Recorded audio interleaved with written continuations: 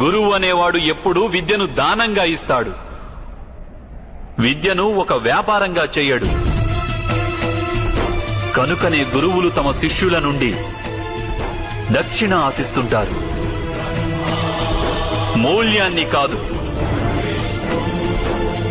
కానీ మీరు మీ అమూల్యమైన జ్ఞానానికి మూల్యాన్ని నిర్ణయించారు. మీరిచ్చిన జ్ఞానానికి బదులుగా మీ శిష్యులను మీ ప్రతీకారానికి ఉపయోగించారు. ఈ విధంగా మీరు మీ జీవితాన్ని విషపూరితం చేసుకోవడమే కాక మీ శిష్యుల జీవితాలను కూడా విషభరితం చేసేశారు. ఈ పరిణామం కేవలం మీ మోహం మరియు అహంకారం వలనే జరిగింది. మీరు గురువు కానే కాదు ద్రోణాచార్య.